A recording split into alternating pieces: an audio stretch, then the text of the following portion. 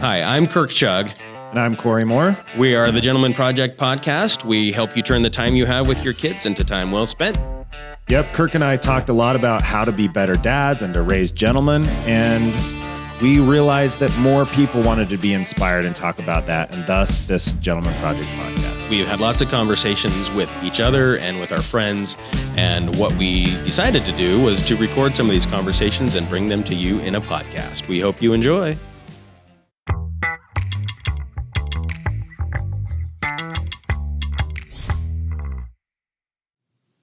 Welcome to the Gentleman Project podcast. Today we have Rob Moore on the program.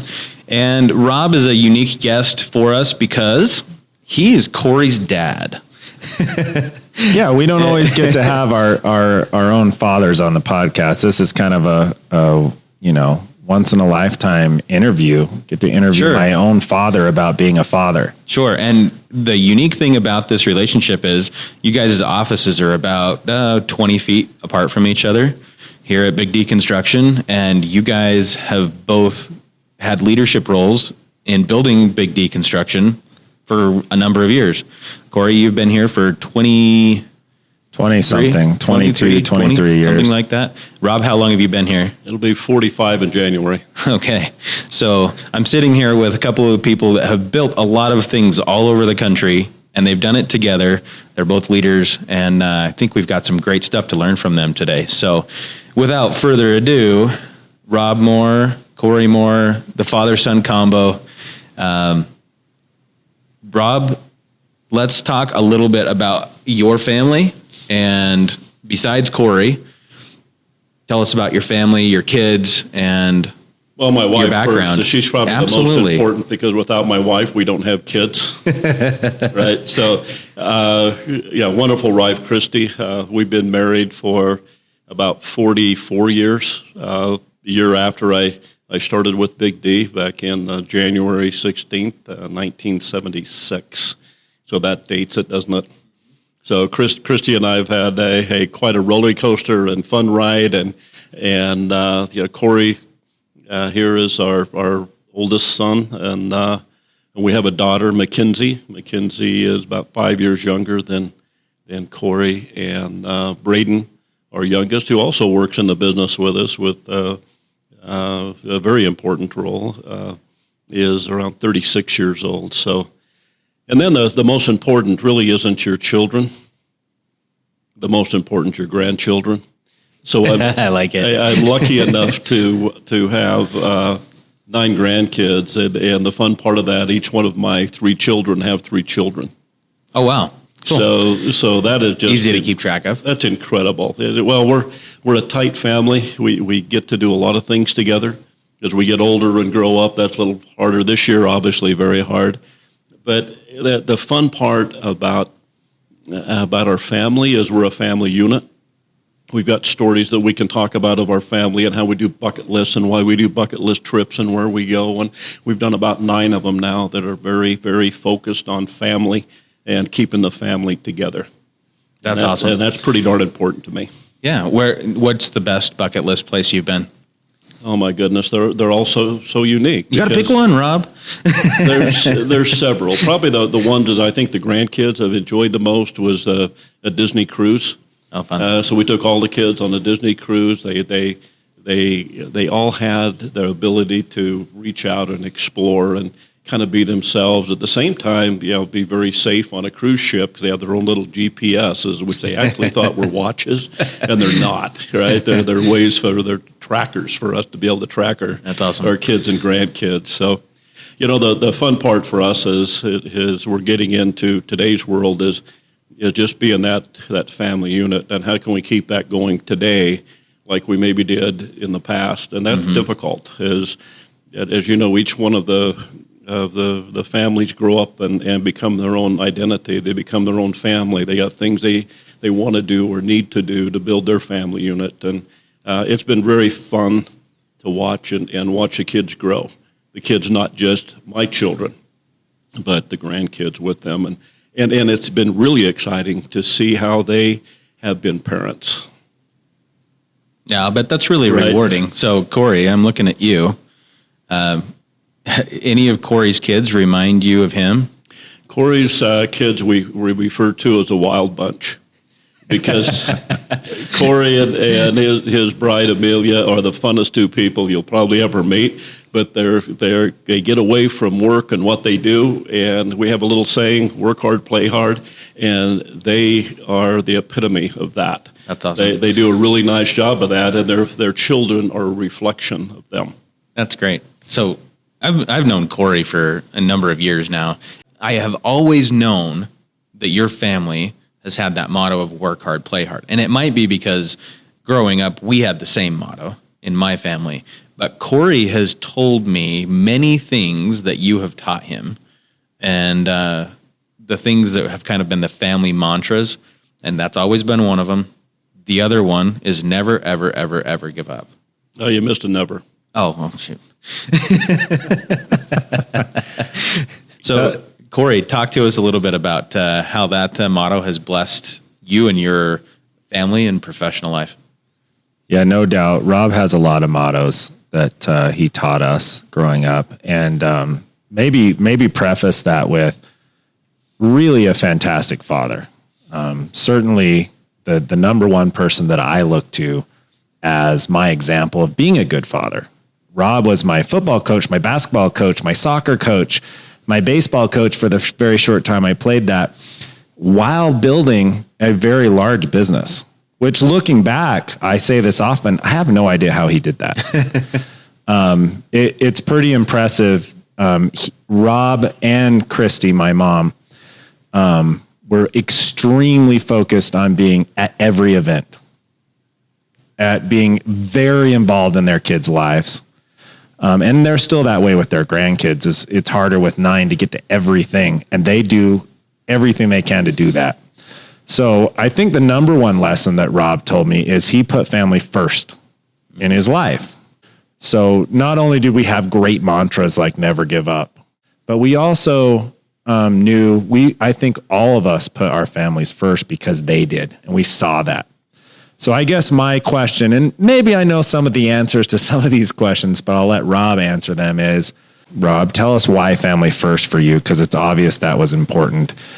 And number 2, how did you do that? What were some things you did to enable family first while growing such a large business? There's a few things that come to mind, but I think one thing that I have in my mind, there's a distinct difference between a father and a dad. They're not the same. They're just not. I had a father as I was growing up. I didn't have a dad. And there is distinct definition. If you look father up and you Google it up, or you ask Siri what that means someone that brought you into this world and they just happen to be a participant in fathering you as a child, right? A father isn't a dad. And there is a distinct difference. And as I was growing up, I had a father. He was focused on taking care of his family. He was focused on his church work. He was focused on being the best person he could be, but he was never a dad.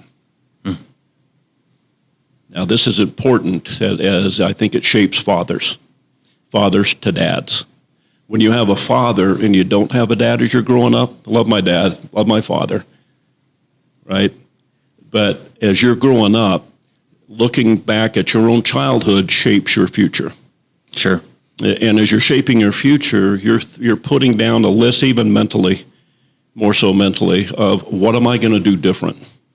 How am I going to shape myself as a dad and not a father? Because that is such an important definition of difference in how you're going to work and play with your kids and be a part of their lives. So in your mind, being a dad is a higher calling, more involved, and maybe a more informal, closer relationship than being a father. Totally. Now, let me give you some examples of that. As I was growing up, as I was getting scouts and other things like that, my father never was with me in any event, ever.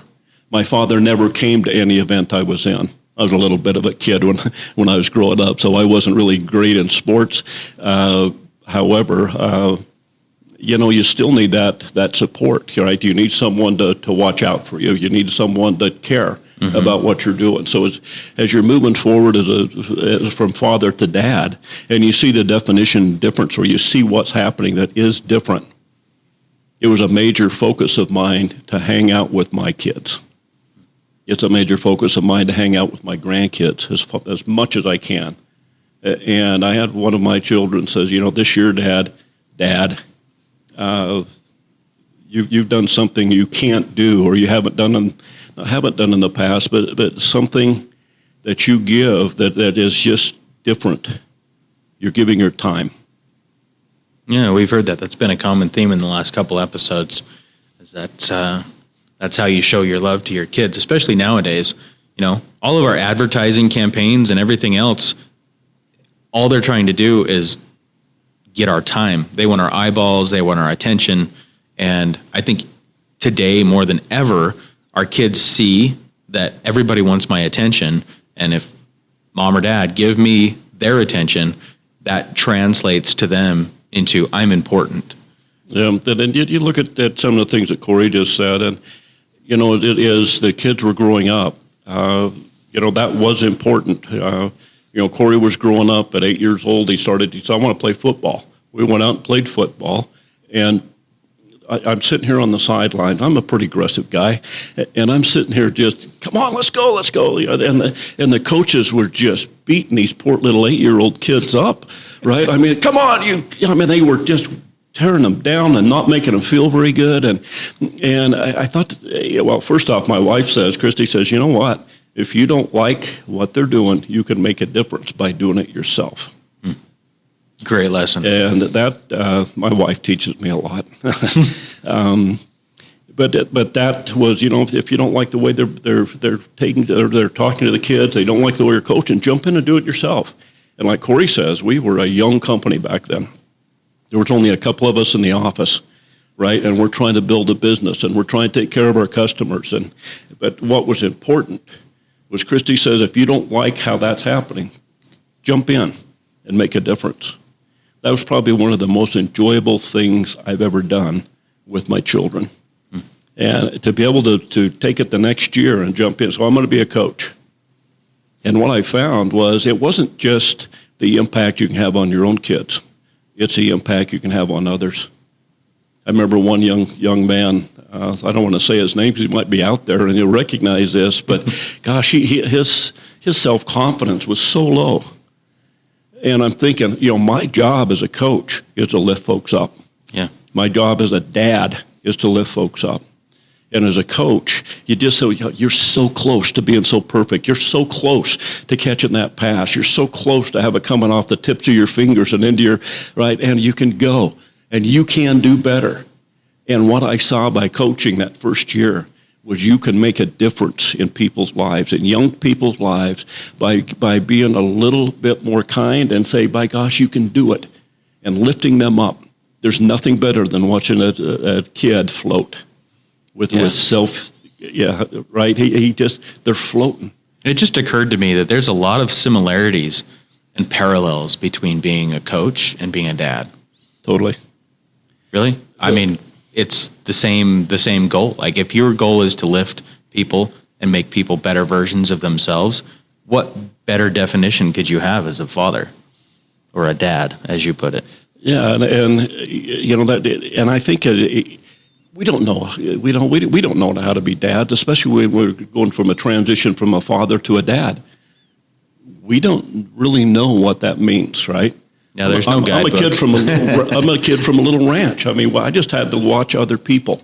I had to see, are they a father or are they dad? And if they're a dad, what is their attributes that makes them a great dad? Mm-hmm. At the end of the day, it's the amount of time that you'll find to hang with your kids or be with your kids and not be a father, but be a dad, be a part of their lives, be a part of what they're doing.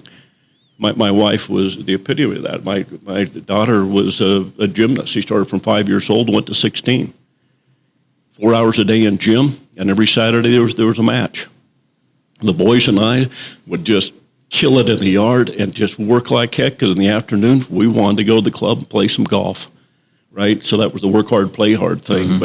the important part of that is you have to be purposefully involved in your children's lives, and they have to see that you care. Yeah, I was going to add a little bit of comment to those early years as Rob was a dad. I didn't realize till later that although I saw him at every sporting event and every recital that my sister had, or every sporting event that my little brother had, or every major school event, he was there. Later in life, we talked about that, and I asked him, well, how did you pull that off and build the company? And he goes, you just don't remember. I went in on nights and weekends, Saturdays and Sundays all day when you didn't have a game so I didn't miss anything, but I had to put in extra time at work in order to juggle it all. And I know we've had other people on the podcast who have talked about, well, how do I figure this work-life balance out? What Rob did is he said, I'll fit everything else in the jar after I fit my big rocks in, right? Which was my family events. And then I'll fill the jar with everything else. So I thought that was a cool lesson learned that I actually didn't have the aha moment until about 5-10 years ago. So you guys have a unique opportunity as men, grandfathers, fathers, to see each other every day. And I'm sure that that's kind of a fun payday for you, Rob, to see Cory leading a company, being an example to others in the company. What would you say to somebody who maybe doesn't have that opportunity? How do you connect with your son or your father if you don't see him every day as you walk to lunch, or you guys can practically hear each other from each other's offices if your doors are open here? Yeah, and Braden, my other son, is just down the hall as well. Yeah. So we've got a very unique situation here at Big D. We've got three of us that you could call it a family business, but Big D is not a family business, right? We're a bunch of entrepreneurs that had some great goals, and we've reached many of those goals. But we also, as we're bringing future leadership onto Big D, they just happen to be my sons as well. So that transition from being the president of Big D, now the CEO of Big D, and then watching my sons come up into the business is wonderful. However, it is difficult. Yeah, this isn't just throw petals of flowers on the sidewalk and call it a rosy day. It's not, right? But we have to work at this very, very, very hard. And one of my first things to have that separation of family and work is I will never, ever, ever bring work home. Period. You've probably had to learn that lesson, though. Hard. So it has to be, this was before the technology age, it was before any of that. Especially when the boys started working with me, and this was early, because they were both working with us at 16 years old, right? And as soon as that started happening, we had a rule. We cannot have work and have a family atmosphere. So still are today, where we all learn that we get together as a family. If we're on a family vacation, what we call a bucket list, there is no work. If we don't talk about it, it's just a focus we have. I think that's how we've made it work. And the relationships we have been very difficult to make sure you keep that separation, because it's so tempting when you got so much on your mind. We're running a company with, we're going through some of the most crazy things we've ever dealt with in 2020. And we have to talk about it. We have to manage. We have to go through it. But boy, when we're at the kids' games or we're out doing other things, work is not on the table. It's not there. Is that something that you had like a formal conversation about? Said, hey guys, like when we're here, let's just be here and leave work at work? Remember? I'm a pretty black and white guy, and right. And you laugh about that. What happens is it just kind of hits you, right? I mean, for me, just to get away from work mentally, when we were growing up in the business, when the kids were just kids or small, I had to learn that I can't bring work home. Mentally, I've got to get away from work. And I think personally, it was just something I had to start working through, right? because you wake up 2 a.m. in the morning and you sit and worry about the next day or what's on your plate. And I think that over time became something that I can't take it home to the kids. I can't take it home to my wife. Although she'd love to talk about work all the time, I won't do it.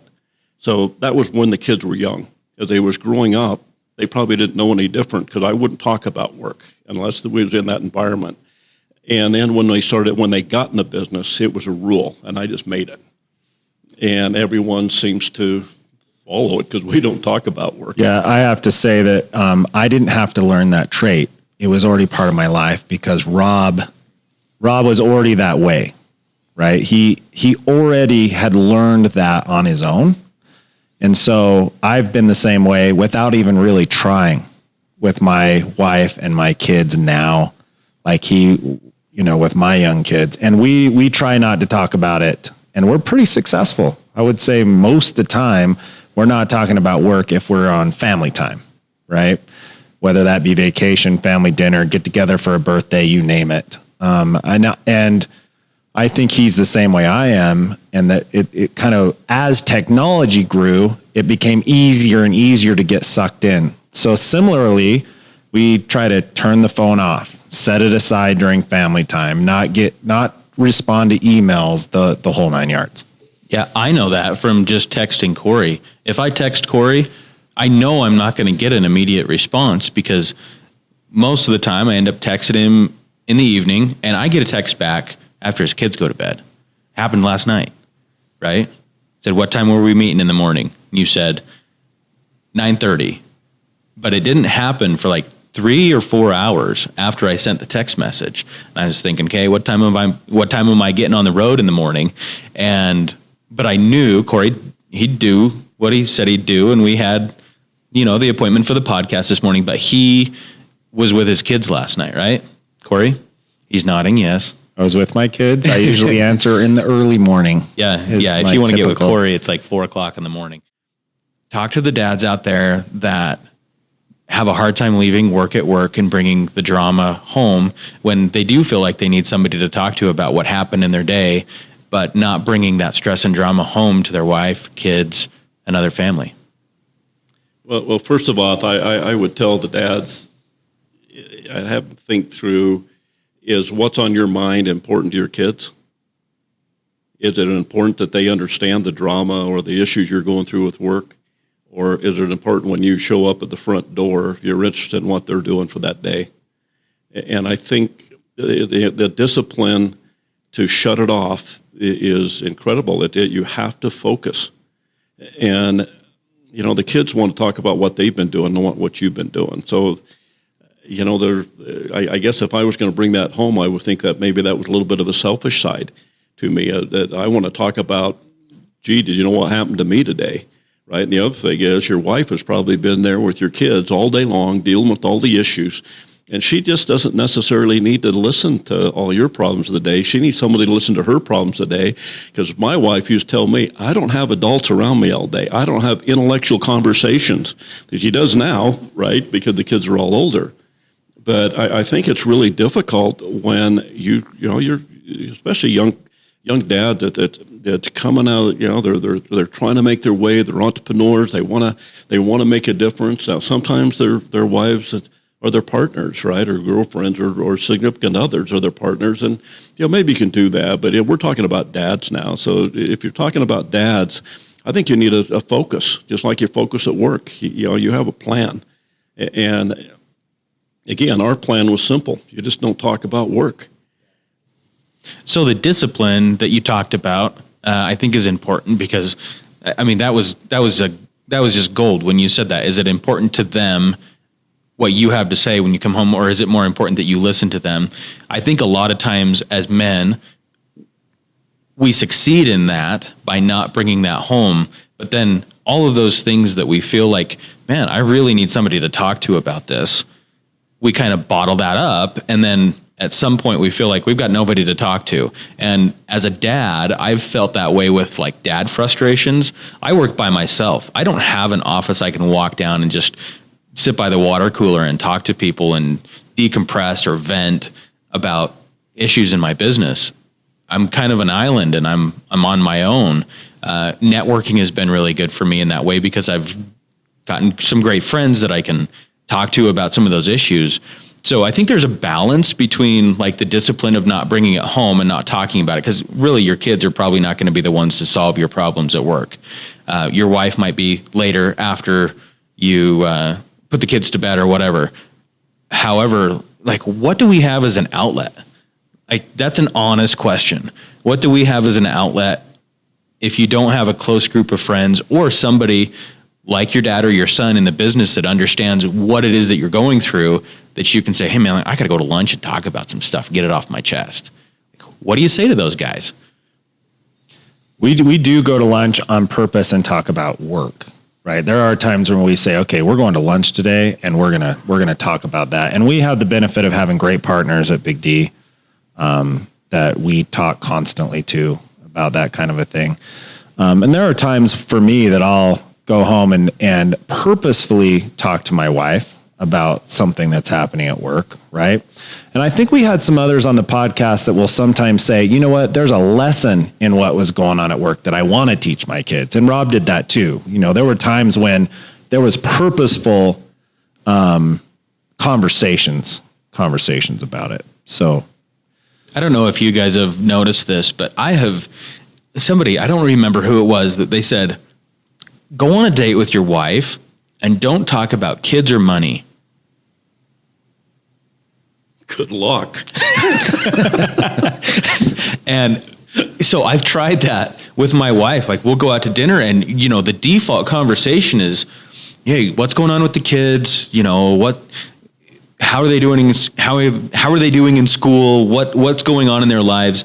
And really when you try to get away and maybe have some time with your significant other away from that, you don't want to talk about the kids when you go to dinner, right? But you almost have to make a concerted effort to not talk about those things that are household things and just go and have time together. And it's hard. I've tried it and I am not successful all the time. One of the things that Rob did a really good job of is he would have some one-on-one time too with his wife, Christy, one-on-one time with each kid.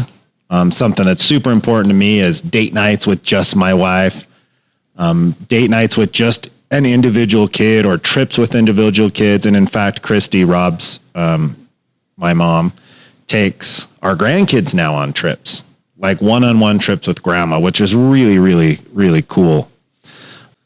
I want to go back to the bucket list discussion we were having because Rob went through a tough thing in his life, which so many listeners have or will go through, which is cancer. And I would love if he'd be willing to talk about how did that change his focus at all. He was already family first, but we did create this bucket list kind of in the midst of that moment in his life. And I feel like people may want to hear, how did that change your perspective? And did that emphasize anything for you? Or did it just have you go, oh yeah, I got to keep doing what I'm doing? Talk to us a little bit about that, Rob. Well, this is emotional, possibly. So the first I'll say the bucket list trip was a byproduct of being a little bit successful as an entrepreneur. The bucket list trip was a part of a plan to be able to keep our family unit together. And this plan was with my kids and their spouses and, you know, my wife. And so we had, 8 of us that got together the first week of September of 2008 and say, okay, let's come up with a plan that we can keep the family together. And our gift to you every Christmas, because we used to do it from Christmas to New Year's, our plan for you would be we're gonna pay for this trip. We want the family unit together. And so we got together and we put where we wanted to go in a hat. We'd write down, I want to go to Hawaii. I want to go on a cruise. I want to go to Alaska. I want to go to Jekyll Island. I want to go. We had 8 locations picked out, 8 years worth of locations picked out. This was the first week in September of 2008. On And we had it all charted. We knew for 8 years where we were going. Great plan, huh? Because you know where you're going. But the whole focus was to keep the family unit together. We didn't know how many grandkids we were going to have. At the time, I think Cory had one daughter, his daughter, Indiana. And but we set that out, and we set a plan to keep the family unit together because it's very important. And on 9/11 of 2008, I was diagnosed with non-Hodgkin's lymphoma. And I thought, oh, that's great, right? So I got that going for me. And my doctor looked at me and said, you know what, non-Hodgkin's lymphoma is the bad stuff. You got cancer in all your lymph nodes. And you got thousands of those little buggers running around in you. You know, I says, well, golly, what are we going to do here? And let's get you into some chemo, and we'll work that hard. And so we went through that wonderful process of 9 months of chemo, and every 20 days I'd get nailed.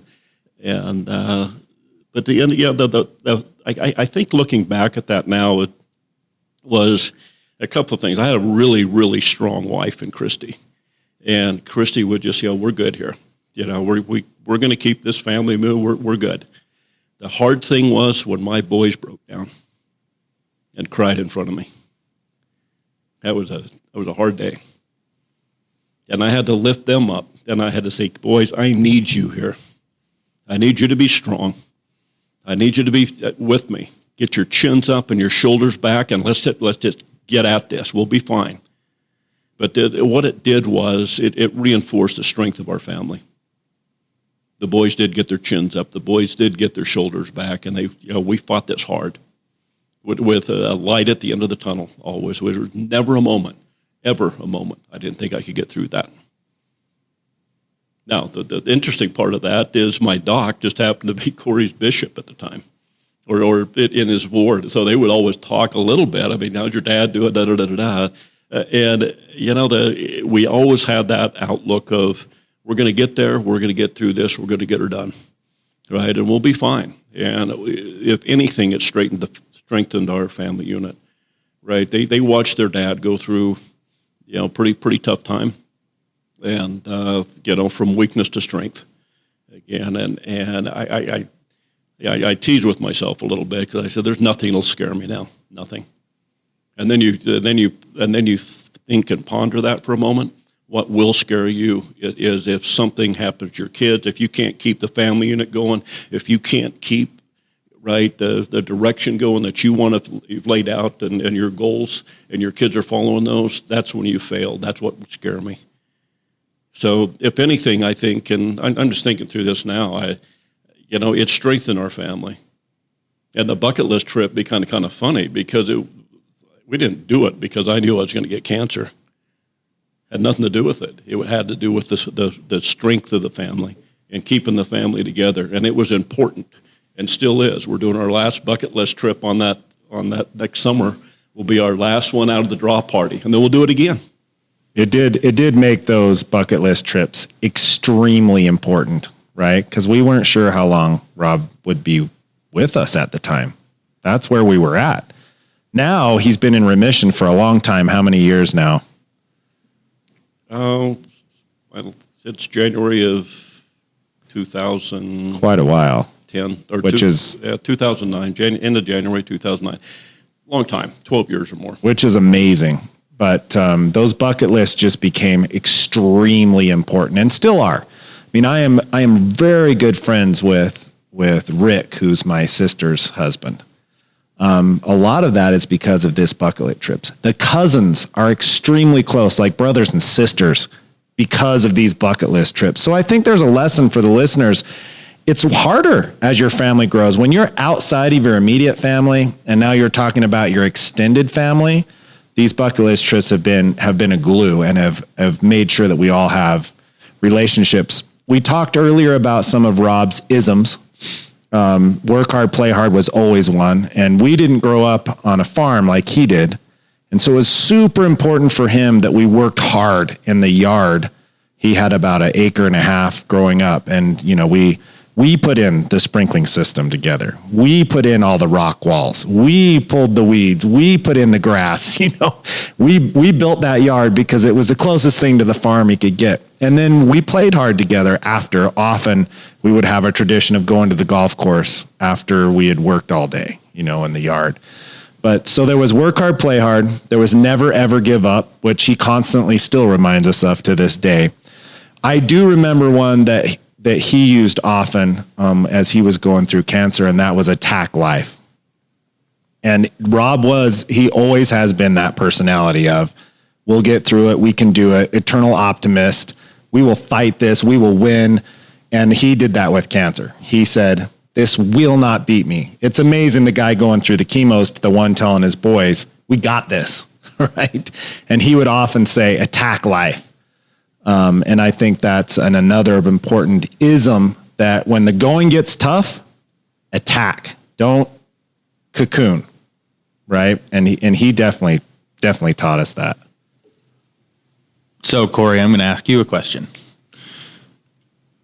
Of all of the things that your dad has taught you and all the memories that you have with your dad, what's the most poignant memory, and what was the lesson that was taught? My favorite memory, quite frankly, I'll give two. They both have to do with golf. The first one was an aha moment for me.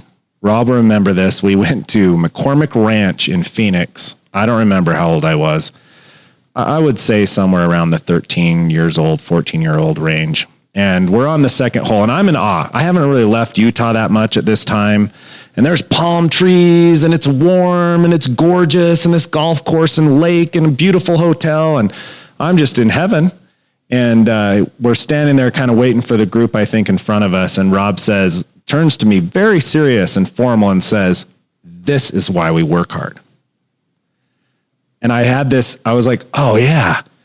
To me, that said, we work hard so that we can have these moments together.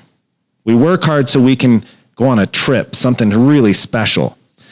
And then fast forward many years to just 2 years ago, for Rob's 65th birthday, we went to Scotland and played golf. It was really cool because it was he and I, my little brother, and my brother-in-law, the four guys in the family. And we spent 12 days in Scotland playing golf, and it was just ridiculously fun. Same thing in my mind, exact same thing I learned at 14 was, this is why we work hard. We don't work hard. We work hard so that we can have those moments. We work hard so we can celebrate the family bond, right? In the eternities, I don't think it's going to matter what we had, the company we ran or didn't run, how successful we were or not, but did we put our family first? And did we do things that supported that? And I often talk to our associates at Big D still about, why do you think we do what we do every day? We want to take care of our customers, we want to be proud about our work. But ultimately, it's about supporting our families and supporting our ability to spend time with them, to show them love, because that's what it's going to all be about in the long run. That's what we're going to take with us. And some of the memories we've had on our bucket list trips, on some of these golf trips, those are my favorite memories of the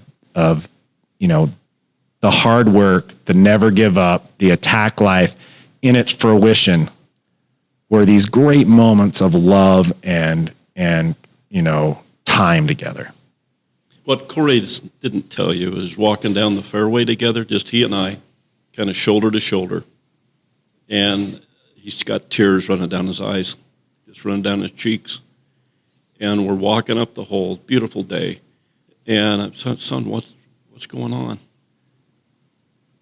And he says, I just want to be able to experience this with my son one day. Powerful.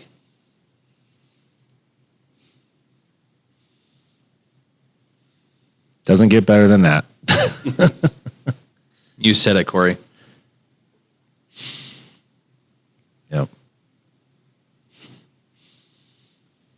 Well, that's a cool moment we just had here in the studio.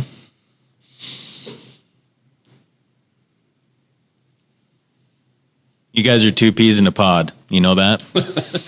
Well, here's the uncanny thing about Cory and I, and Braden's the same way, but we get in a room, because we've been around each other so long and we've worked together for so long, our personalities are very similar, as you can probably tell, right? This is the first time you've spent any time with me at all, right?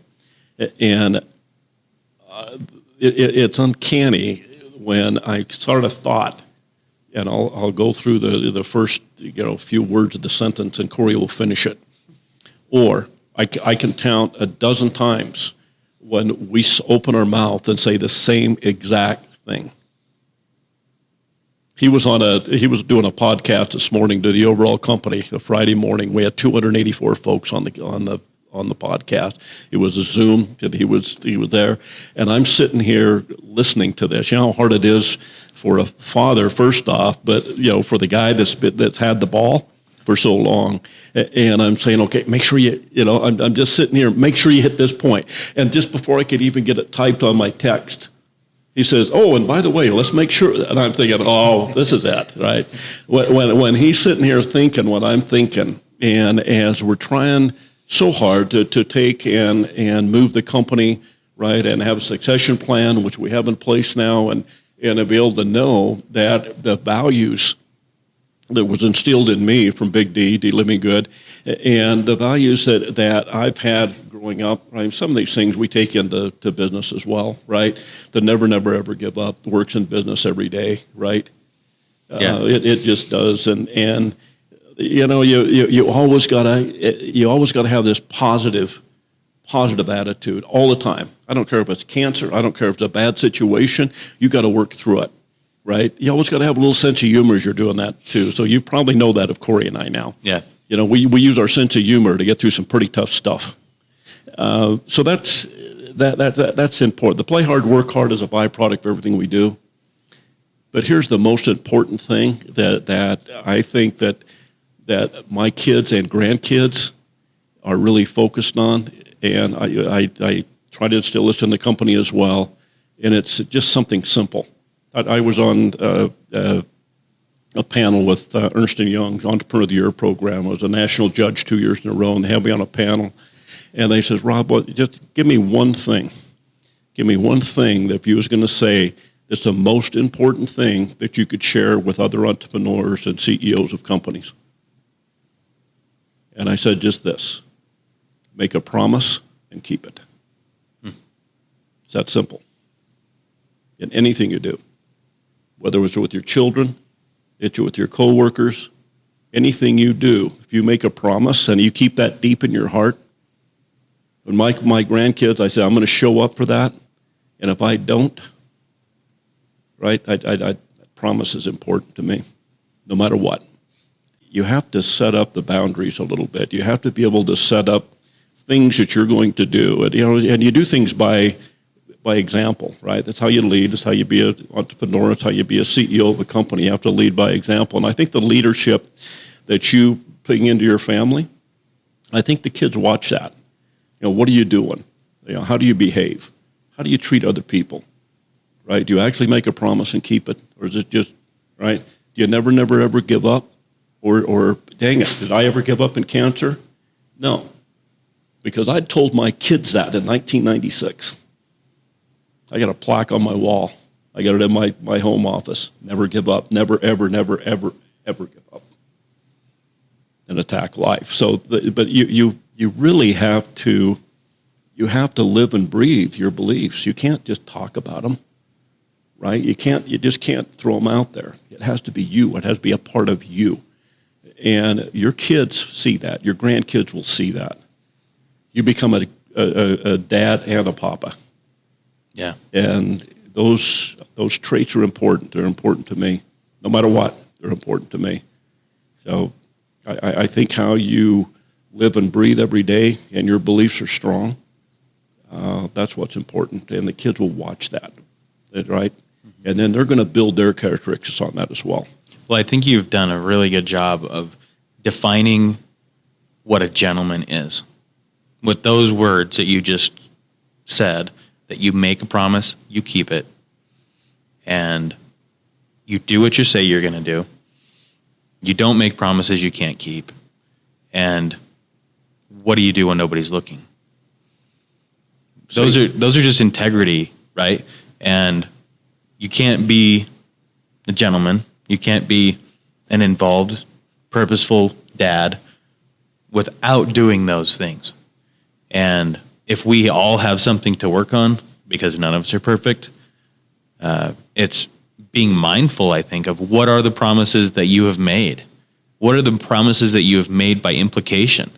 For me, fathering a child and then bringing that child up and telling that child, hey, I'm here, I'm your dad, I'm your coach. I'm ready to do whatever you need me to do to keep you safe. I'm here to help you along your way. I'm your coach. That's a promise that a child sees as a promise, that you are there and you're not going anywhere. No matter the circumstances in life, as long as I'm here, as long as I'm around, as long as I'm breathing, you're important to me and I'm here to be that for you. So going back to my question, I think that there is an implied promise between a child and a parent that I brought you into the world and I'm here for you. No matter if I've said it and vocalized it and said, I promise I'll always be here for you, your kid thinks that. If you've ever implied that in your life, your child believes you've made them a promise. I have to say, I think I agree with you, Kirk. I think Rob made some good points there that I'd like to highlight that he wouldn't say himself. There were some examples that he made for us. He was just always positive, right? I always tell people I am so optimistic all the time. If you ask my kids what my ism is, the first one they would say is happiness is a choice. Rob didn't say that when I was growing up. He just lived it. He lived that. He was going through tough times all the time at work and at home and, but he decided always as an example to be optimistic, to be happy, right? I took that, turned it into happiness as a choice. And my kids will tell you that all the time. And the second thing that Rob did as an example is to be authentic. He didn't use those words, but you make a promise, you keep it. Rob was always who he was. He was never faking it. It didn't matter if it was at work, at home, with his buddies that he played golf with. He was who he was, no matter what, right? And that leads back to, if I make a promise, I'm going to keep it. Of course I am. There wasn't even a question to him, right? Because there was no faking it. Rob never, ever fakes it. He is who he is. And of course, who he is integrity, honesty, do what I say I'm going to do, never give up, attack life, those things, right? So we're lucky to have him on the podcast. I'm certainly forever thankful that he was my dad and had a great partnership with my mom. Each of them taught me many, many things, much of them different from each other. It was a good 1-2 punch to make sure I didn't get screwed up. So very, very thankful to have him on the podcast today. Eternally grateful that was my dad and has taught me so much. So Rob, thank you so much for being on our podcast. Today's been very enlightening to sit in between these two men that I highly respect and hear about the father-son relationship and the bond that you guys have formed, and to see what has come of that relationship is quite marvelous. So thank you for joining us today on the podcast. I'm Kirk Chugg. And I'm Cory Moore. Please join us next week as we interview the next person in our series of fatherhood interviews for the Gentleman Project podcast.